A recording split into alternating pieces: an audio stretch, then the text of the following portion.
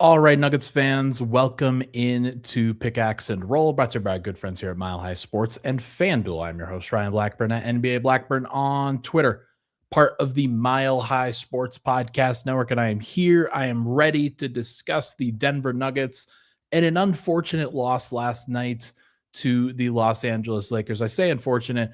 I just like there's disdain in the heart for the Lakers. I know their fans love to hear that. They have some disdain in the heart for the Nuggets after the way that the last 4 or 5 years have gone or so. And so understandably so, I am a little bit cranky from losing to the Lakers. But I mean, you give and you understand, you give a little leeway in this situation. You understand if you are the Nuggets, the situation that you're in and the great job that you have done so far in terms of surviving without Nikola Jokic for as long as you have.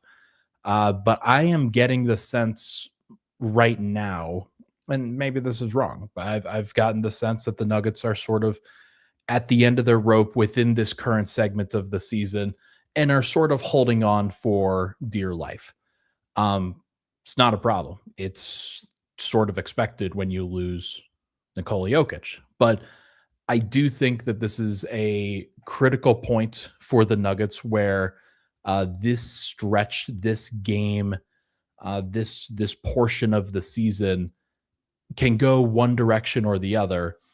And it just feels like Denver has not missed an opportunity, but like they have potential to miss an opportunity here on this upcoming road trip as a result. So we'll talk about the game. We'll talk about the different situation that the Nuggets are in. I just realized I didn't upload the correct background. So congratulations, Ryan. You were definitely not ready. We're going to talk about the Lakers loss. We're going to talk about the update that David Adelman gave to the injury status of Nikola Jokic, Jonas Valanciunas, and Cam Johnson. We've got some other things on the docket as well. But we're going to first start with what happened in the game last night. The Lakers, of course, win 115-107. The big story to me, less for the Nuggets on the defensive side of the ball. I thought that they played really hard defensively. I thought that they did a lot of good things. Peyton Watson, of course, had his hands full trying to guard Luka Doncic, who had 38 points, 13 rebounds, and 10 assists. That is a tough cover for anybody. And anytime that Luka got a switch out onto Jamal Murray, Jalen Pickett, Tim Hardaway Jr., Bruce Brown, anybody that was smaller, he would often try to get into the paint and draw contact and do some tough things. I thought that guys like Peyton Watson and Spencer Jones did a slightly better job in those situations, but not by much because it's Luka Doncic. But you understand that you take that, given that again it's Luka, and if he's going ISO, then you just try to avoid giving up a whole bunch of assists. Unfortunately, Luka had 10, LeBron James had 8 in his minutes, and the Lakers had 24 as a team. It's not that bad until you also account for the fact that the Lakers attempted 32 free throws because they are much bigger than the Nuggets. They were campaigning for whistles last night for sure. And it's a tough situation because if you're the Nuggets, there's not a lot you can do about it.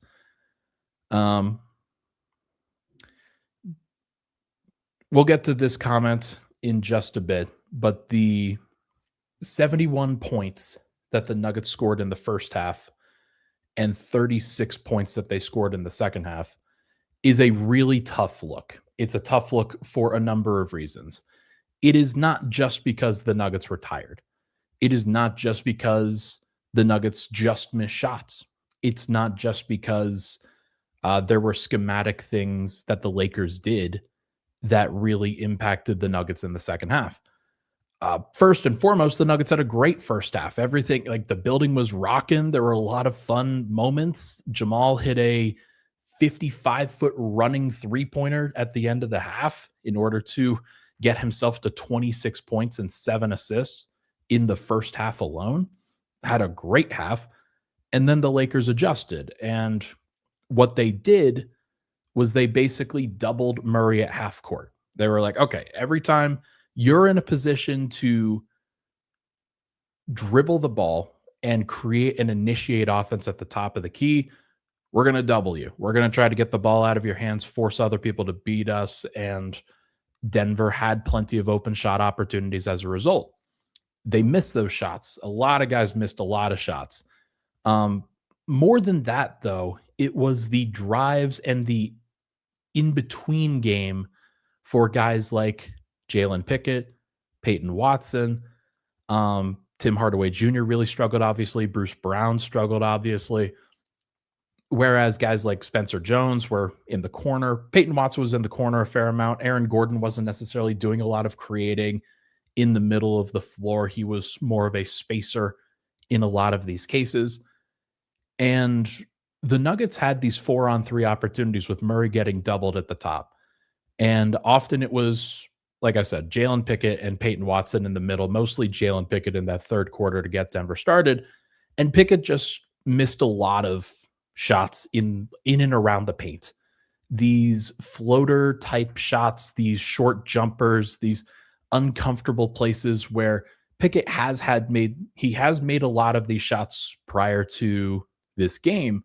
And I remember the Philly game and him just operating really well in the midst of that. And there were a lot of moments like that where you're just operating really nicely in the middle.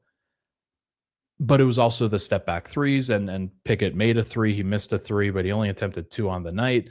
I would have liked to see him take 6 or 7 threes as opposed to just 2, and then shooting a lot of shots inside the arc. That's a bad use of his skill set, I think.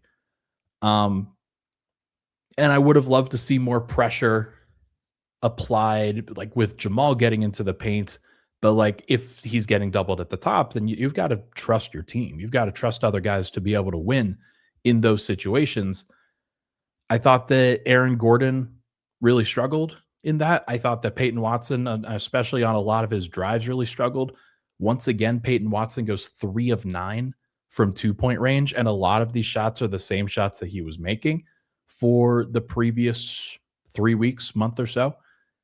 And so there's a little bit of regression there, a little bit of uncomfortability there. And especially when you're facing better athletes and guys with size and guys that put you on the scouting report a little bit, it feels a little different. It definitely has a different feel with that. So the Lakers came to play in that second half. I think there's a sense that man, different moves is very annoyed in the comment section. There is a sense that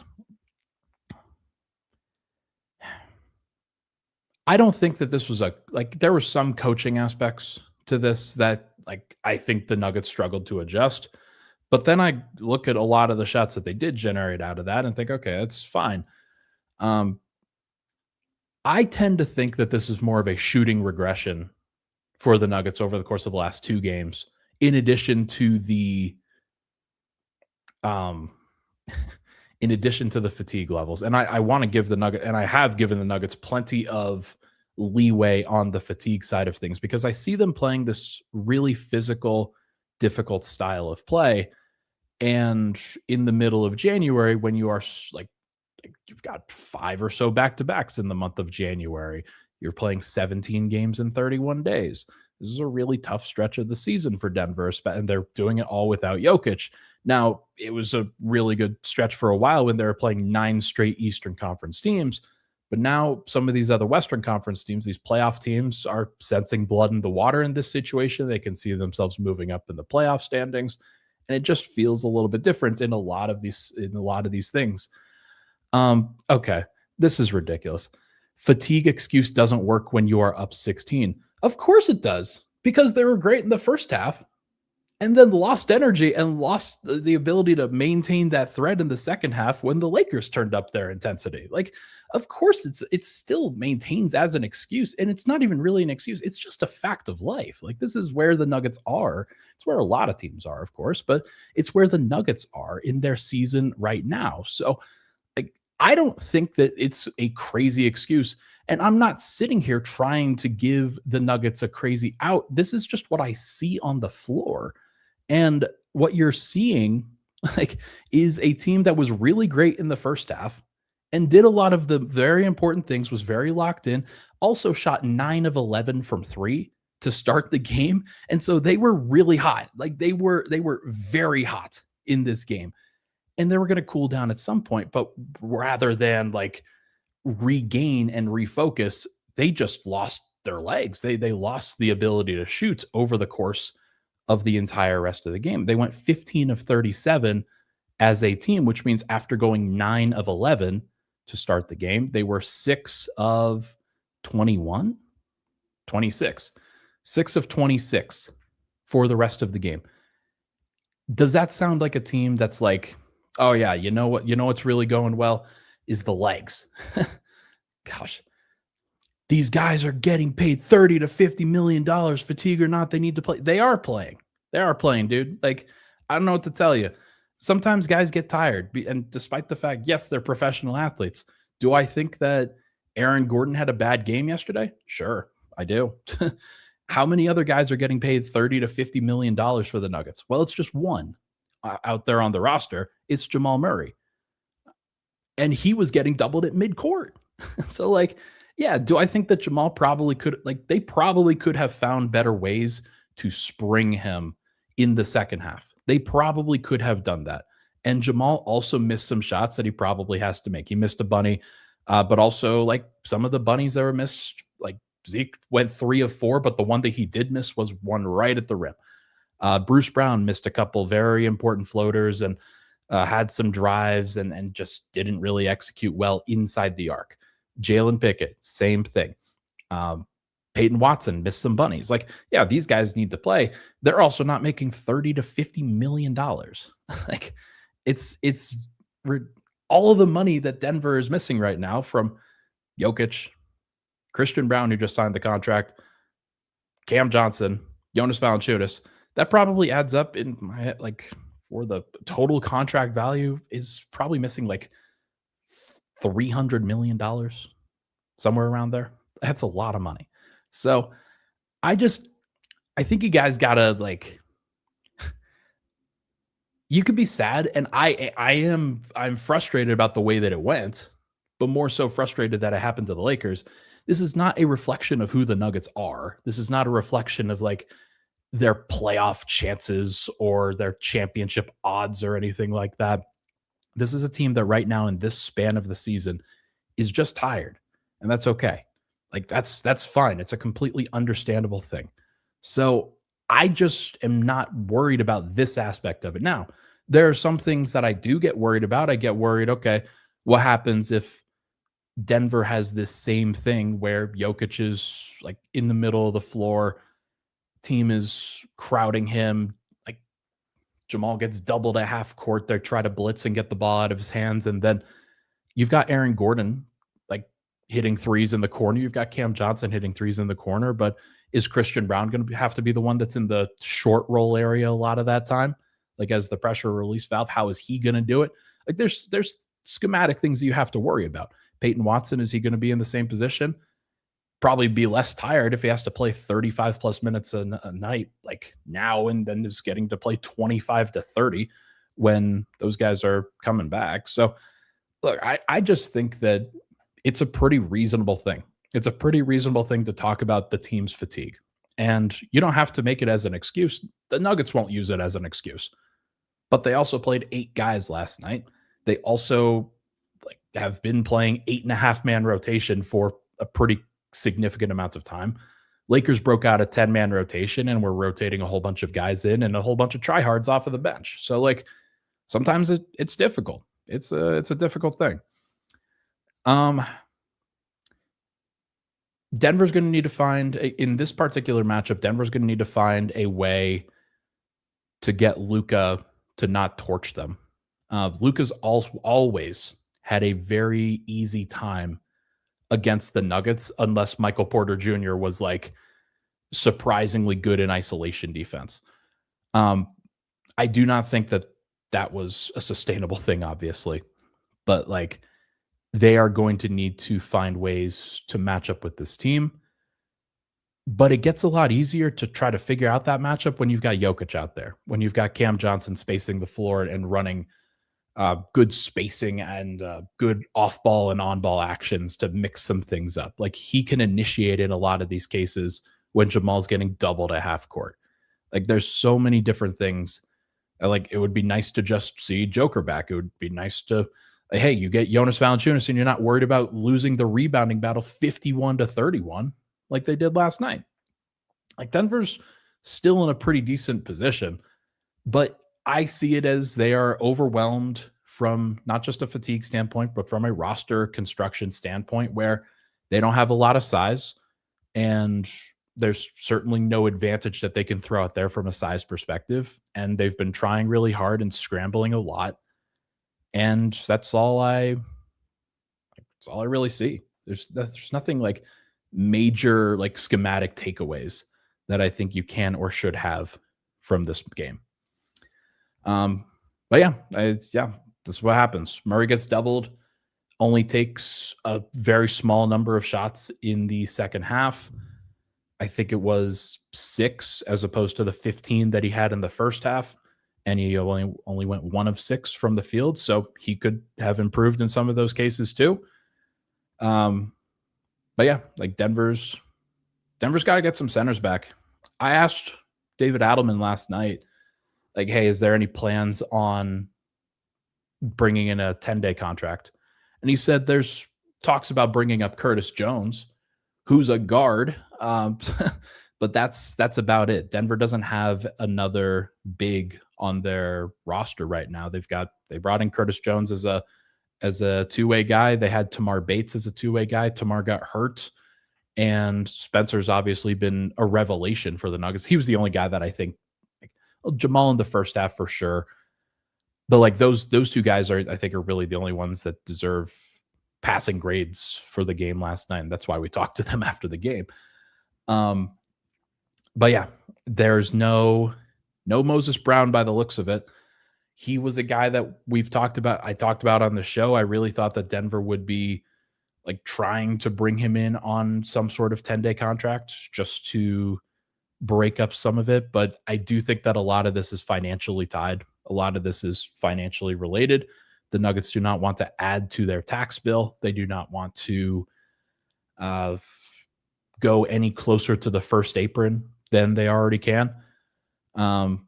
They could sign somebody if they wanted to, but I don't think they will do that. And maybe one of the reasons is that they're going to get reinforcements here at some point soon. So you don't necessarily want to over-index on it, but it's, yeah. Tony asks, there's no injury exception, only if these are season-ending injuries. So they have not had season-ending injuries. They're kind of in, from a roster construction standpoint, they're in the worst place that they could be because they have 14 roster spots, but none of the guys that are injured and have been injured for, because they've had 6 different guys now. You've had Jokic, Valanciunas, Cam Johnson, Christian Brown, Aaron Gordon. Okay, 5 that have had 4 to 6 week injuries. And so it's a lot. Like that's a lot for any team to deal with, especially with the talent that's concentrated at the top there. The only guy who hasn't really had to deal with that is Murray. So knock on wood, like hopefully Murray doesn't have it now, but no, because they are temporary injuries and not season-long injuries. That is the reason they can't do that. So look, they will be fine. They are still in a really good position. I believe they're still 3rd in the Western Conference. I just think that they have now hit the rough patch after the Jokic injury. This is the first time that they've really felt it. They have worked so hard during this stretch, and deserve a ton of credit. Like they have really grinded. And if you had told me that they would be 7-5 after the Jokic injury, I would be surprised. I would be. I don't think. I think I would have predicted closer to 4-8 or 5-7 had it been like if you just asked me next 12 games what happens. So the fact that they are at this place is a really good sign. Like they have done the thing. So hopefully they don't continue to let go of the rope on this upcoming road trip. We'll talk about that in a little bit, as well as the Nuggets stuck in limbo with this rotation right now. We will also, I've got a video that I'm going to play for you guys of David Adelman talking about the Jokic injury update, as well as some other guys going forward. So when we come back, we'll do all of that on this episode here of Pickaxe and Roll. This podcast is brought to you by Delete Me. Delete Me makes it easy, quick, and safe to remove your personal data online at a time when surveillance and data breaches are common enough to make everyone feel vulnerable. Data brokers, they profit off of your data. It's a commodity. Anyone on the web can buy your private details. This can lead to identity theft, phishing attempts, and harassment. Have you ever been the victim of identity theft, harassment, doxing? If you haven't, you probably know someone who has. Delete Me can help. Take control of your data and keep your private life private by signing up for Delete Me. Now at a special discount for our listeners. Get 20% off your Delete Me plan when you go to deleteme.com/hit and use promo code HIT at checkout. The only way to get 20% off is to go to joindeleteme.com/HIT and enter code HIT at checkout. That's joindeleteme.com/HIT, code HIT. All right, we are back. Pickaxe and Roll, Ryan Blackburn here. Thank you so much for tuning into the show. Hit the like button, hit the subscribe button if you're enjoying. Probably not enjoying because I am not at my best right now, but hopefully we can loyal good Lord, loyal viewership, loyal listenership can bring me forward. I always appreciate you guys. If you're a common commenter as well, somebody who likes to hang out in the chat, always know that I appreciate it. Just always try to keep it mostly positive. I understand after a game like this one, if you want to just let out some frustration, but I'm just a guy. So, Cedric asks, please answer. When do we play the Lakers next game, Blackburn? I don't know. Let's go take a look at that old schedule. I would guess that it's sometime in the middle of February. We will see about that. No, it's not in February. It is in March. The next game is Thursday, March 5th versus the Lakers, and then they play again on March 14th at LA. There's no fourth game. So this game does matter for tiebreaker purposes. Denver needs to win the next two in order to get the head-to-head. Yeah, it's it's funny. Chapman says, Ryan, fix the problems right now. That's funny. Okay, so we will see where it goes. But yeah, Denver right now is, it's a pretty good record of 29-15. They're still on pace for about 53 to 54 wins. Overall, like the FanDuel has them at 52.5. According to FanDuel, the Nuggets win total line right now is 52.5. I believe like they're expecting Denver to drop a little bit. Denver also, again, as I mentioned on the previous show, when I was talking about the schedule, has a really tough remaining strength of schedule with not a lot of tanking opponents. So Denver's like, they needed to take advantage of the fact that this was a relatively pain-free schedule with some of the Eastern Conference teams and some of the lower tier Western Conference teams like Dallas and New Orleans and teams like that. Denver's mostly gotten out of it unscathed, but there is plenty of opportunity for them to improve. Okay, when I look at the rotation, Denver, of course, went with an 8-man rotation last night. They had 11 guys active. Here are the 11 guys that were active last night. Jamal Murray, Jalen Pickett, Peyton Watson, Spencer Jones, Aaron Gordon. That was your starting five. Then Denver played 3 guys off of the bench. They played Tim Hardaway 31 minutes, who 2 of 12 from the field, 0 of 8 from 3, 6 of 7 from the line. Really struggled for sure in terms of his shooting. This is the first time in a while that he's had a game like this. He gets, I talked about it last night on Locked On. He gets a total of 8 passes for the 8 threes, and this is throughout the season. Throughout the, for the great work that he has done, he gets 8 total passes. He used 1 last night, but he's been so good for the Nuggets. I think he's like sat 1 game, maybe 2. So he's been really good. They also played Bruce Brown. He has not been really good for much of the season. He's got to get better. Like there's so many different things that, like, he just looks super uncomfortable operating with the ball in his hands right now, unless he has a floater that is kind of spoon fed to him about 5 to 8 feet from the basket. And mostly it's like 5 feet from the basket. And then Zeke Naji played 19 minutes. Aaron Gordon played 31. Like, when you play an 8-man rotation, it's really difficult. But the problem is that the 3 guys that were inactive, or not inactive, just didn't play: Julian Strawther, Hunter Tyson, and Deron Holmes. I'm not sure which of those guys would have helped Denver last night, if I'm being honest. Like, with the way that Deron has been getting bodied on the glass and some of the stuff that the Lakers would do, like, imagine him going up against Luka and Luka switch hunting against him and then taking step back threes or driving into him and drawing fouls. Like, that's absolutely going to happen. Julian Strawther, like, he had a really good game in, like, versus Charlotte, or at least some recovery stuff in the fourth quarter in garbage time. I liked what I saw from him, but he didn't get another opportunity tonight or last night, and I'm not surprised. And then Hunter Tyson just had his 0 of 8 from 3 game against Charlotte, so obviously not surprised that he didn't play. Actually, I was kind of surprised. I thought that it was either going to be him or Deron, like, picking up some minutes at power forward with the bench just to try to give Aaron and some of those other guys a little bit of extra time. But, like, this is why the Nuggets are kind of stuck in limbo, because the guys that they are missing, Cam Johnson, Jokic, Valanciunas, Christian Brown, they would really help some of that rotational pressure on the wings and at the bigs to alleviate some of the excess minutes that the Nuggets are playing right now. Because, I mean, you look at the minutes across the board, Aaron playing 31 is too high right now.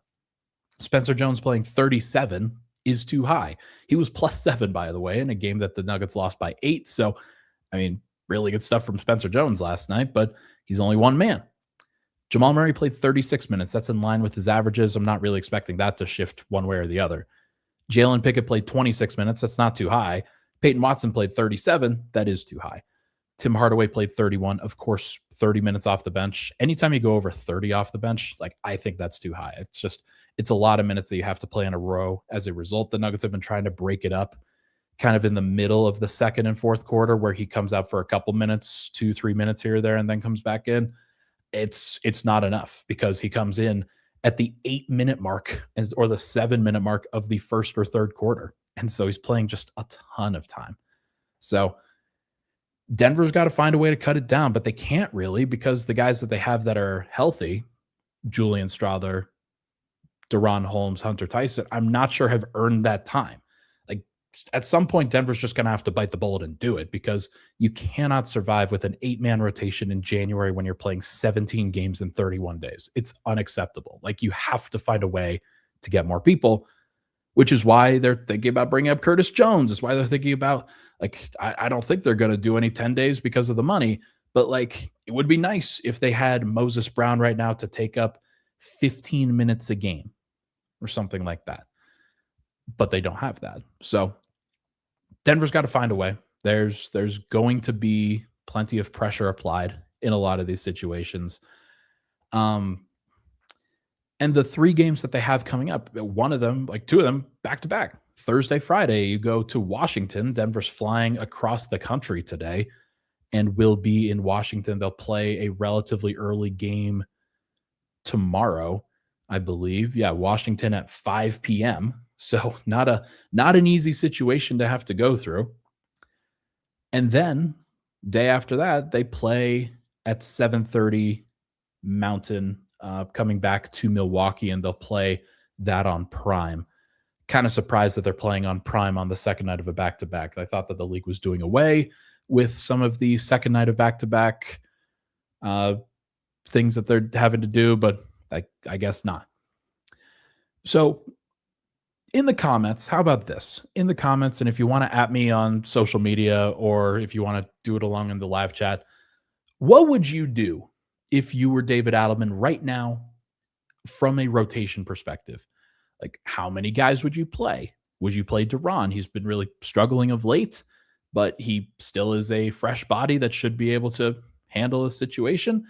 Does Julian Strother get another try? Do you break out Hunter Tyson for more forward size? Like, what do you do in this situation if you're not going to play an 8-man rotation? Because I'm very curious because I really don't know. Like, I don't know how Denver should handle it. I'm supposed to be the rotation guy. I have no idea. So that's an unfortunate reality. Do you just bite the bullet and go with 10 guys and just play, like, take the losses and keep you guys fresh? I think that there's some logic to that, especially if you're trying to think long term. But Denver's done such a great job of winning without Joker, winning without some of the other reserves. Maybe Christian Brown comes back, although, like, that is not seemingly in the cards. Like, we haven't heard any sort of indication that Christian Brown is closer or not closer to coming back than where he was. His injury situation is still pretty wild. Like, trying to figure out what's going on and how serious and why he potentially came back too soon. So there's still some stuff here. Denver will figure it out. They will eventually get to a place, especially once the All-Star break hits in 3 weeks. A lot of this they'll be able to reset and really kind of reconstruct after that. But in the meantime, Denver, I do think, will be getting reinforcements over the course of this road trip at some point. I do think that Jonas Valanciunas comes back either on, like, it could be for the Washington game, probably not for the Washington game, though. Maybe for the Milwaukee game, it wouldn't surprise me. And then almost certainly by Memphis, I think I would expect Valanciunas to be back on the floor and for Denver to be able to play him at least 15 to 20 minutes and then alleviate some of these size concerns. I do think that he's relatively close, and it's not just my opinion. David Adelman shared some things last night. I'm going to put this up on the screen. Hopefully you guys see that. I put together this short last night from the pregame. So let me know. I think we're going to play this now, and we will see what David Adelman has to say about the injuries to Jokic, Valanciunas, and Cam Johnson. Yeah, they're all similar. It's just been a very up and down process. Not to sound vague, it's just that's the truth. Good days, bad days. Cam hasn't gone through contact, but he's gone through some pace, and some burst stuff, which is good to see. Jonas has looked good, but there is a timetable to that. With that injury, he can redo that very easily. So he feels really good right now, but we have to get him through these tests. Play some 3-on-3, 4-on-4, up to 5-on-5 before we feel comfortable with him. There's always risk, but less risk, for him to come out there. Not to mention if Nikola is out, Nikola's been the same way as Cam, just kind of up and down. I can't get Jonas back and then run him into the ground. You know what I mean? So we have to find a baseline, what's appropriate for him when he comes back, because immediately he'll be most likely our starting center. Is Jonas closer to coming back than Nikola? It looks that way now, but that's the thing. I really mean this. Like, tomorrow could be different. He can have a setback with the stress test that they do, and it's like you just want to make sure that we're doing everything correctly. And I really mean this. Us winning some games has nothing to do with us holding them out. Like, this has just been what it is. Their process has been what it is. Aaron has been a day-to-day thing. Like, we literally day-to-day, especially with the back-to-backs and things like that. So I've said this before. Those guys will get taken care of and they'll be back. My biggest concern is the guys I'm playing now. And I'm playing Jamal a lot of minutes. I'm playing Tim too many minutes. I played Aaron over what we thought would be a restriction to win a game. And that's the worry. Is I got to be careful of what's here and what's present. The rest will come when we get complete. The minutes will take care of themselves. But it's just a balancing act both ways, who's in and who's out. Okay, so good stuff there from Adelman. Not necessarily a whole bunch of timetables or anything like that, but Cam Johnson, Non-contact. He is not currently going through contact. He's probably the furthest away. Like I can't really evaluate the Christian Brown situation, as I mentioned. So Cam Johnson is probably the furthest away from where the Nuggets are expecting him to come back and play. Maybe it's a couple weeks, maybe it's 3 weeks still. He was given a wider range, if I'm not mistaken, for what his recovery was going to look like from the knee injury that he sustained. So lots of potential concerns there, and just want to make sure that he is all the way back. You don't rush a guy like that. Um, Cam was not doing any contact. He's doing some off the dribble stuff. He's doing some different things. But yeah, no, I think that there's plenty of opportunity there.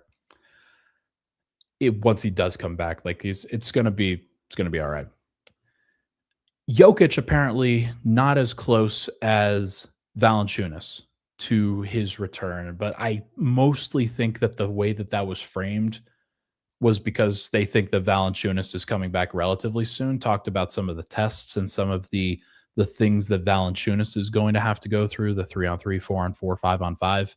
He's going to have to go through some of those things, but like he can go through that relatively quickly. Like there's not going to be a whole heck of a lot that needs to be tested once everybody sees that he's good.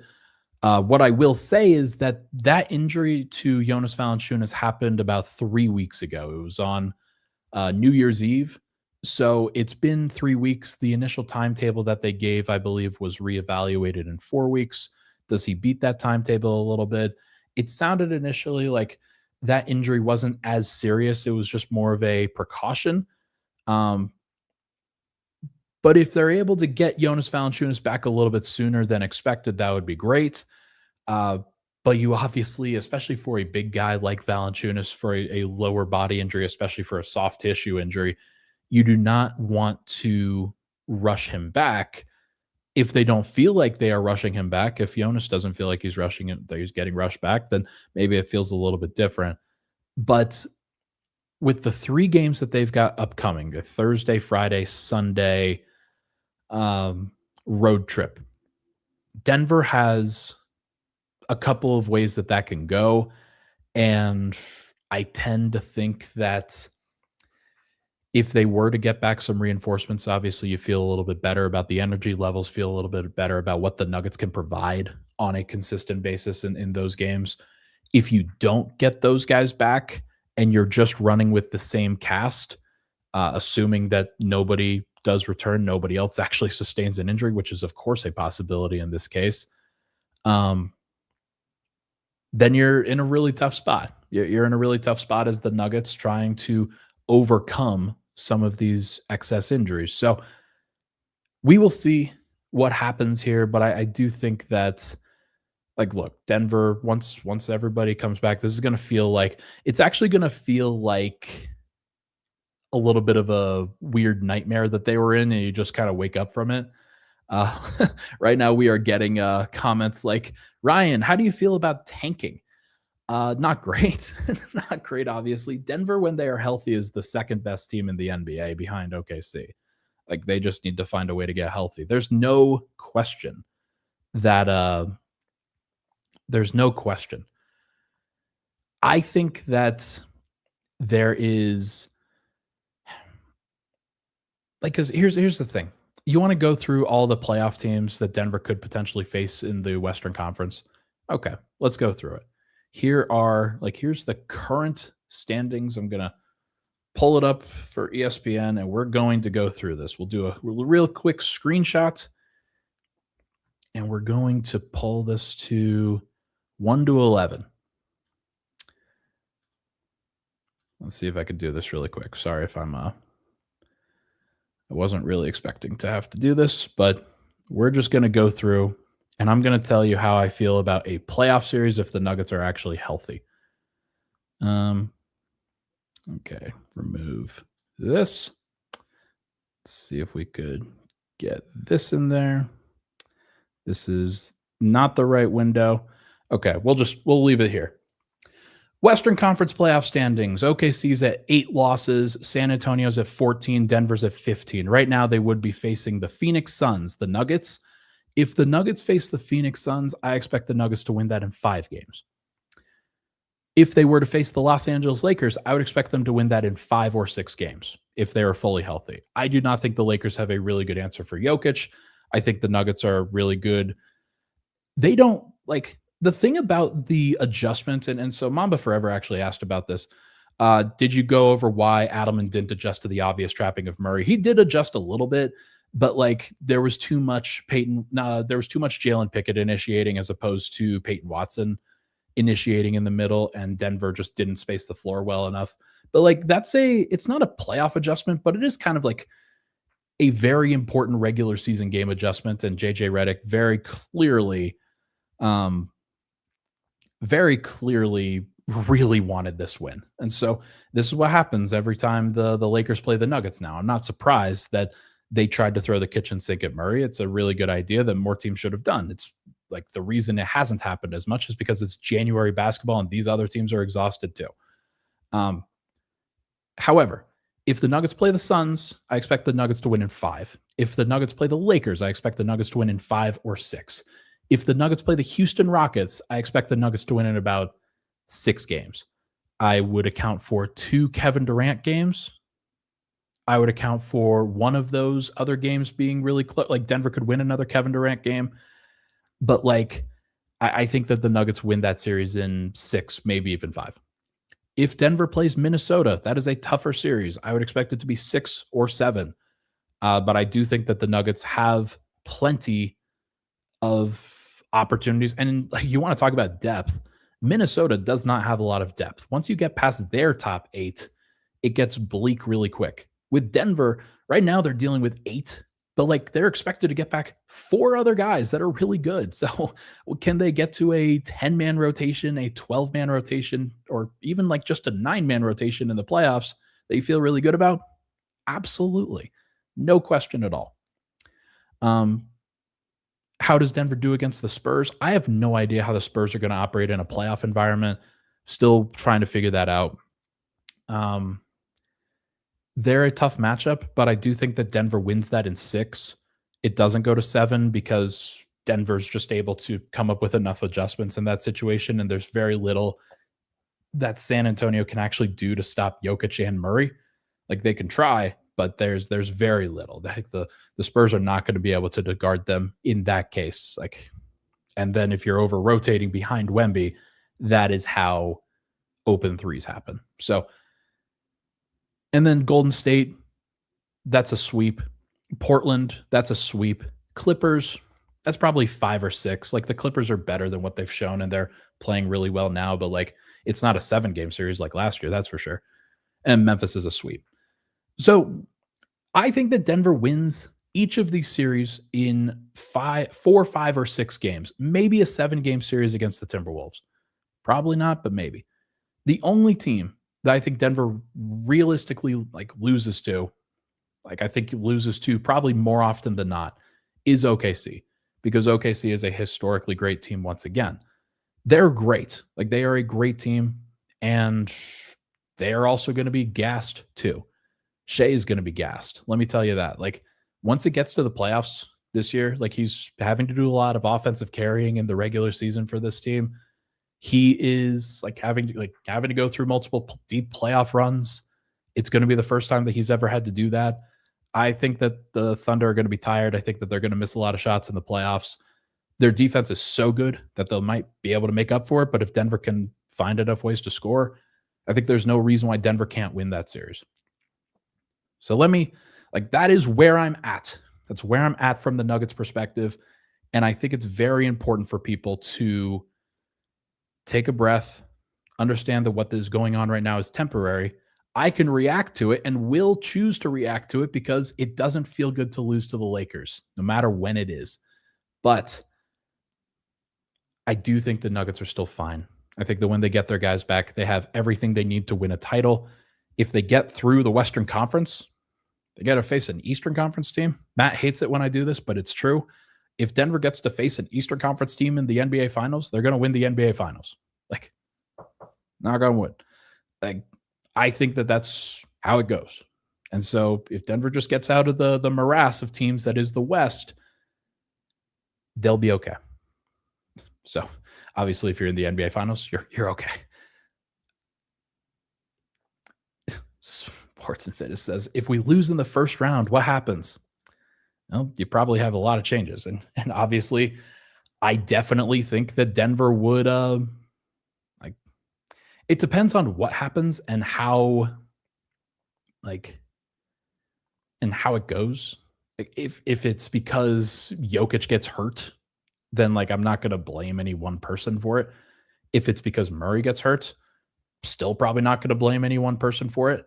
If it's like if Murray gets hurt and then like everybody else fails and there's no creation and Jokic looks really bad because there's not a secondary creator on the roster. Maybe Peyton doesn't like fully pan out as a on-ball guy. Christian looks pretty weak. If that happens, then yeah, you probably have to make some roster changes and you maybe have to do something a little bit more aggressive. Are they firing David Adelman? No. Are they firing any of the new general manager like types that they have? No. Like that's not happening. But like, yeah, you best believe that they won't be in the tax again. Like you're gonna duck some stuff. You'll probably still get aggressive in some of the roster stuff, but you're not going to spend some excess money to do it. So it's going to be tough. Like you want to, it's not an easy thing. So look, we'll see what happens. But again, I still think Denver's in a pretty good spot. I still think that they're figuring some stuff out. And right now in this 2 or 3 game situation that they've got coming up, I'm a little bit worried.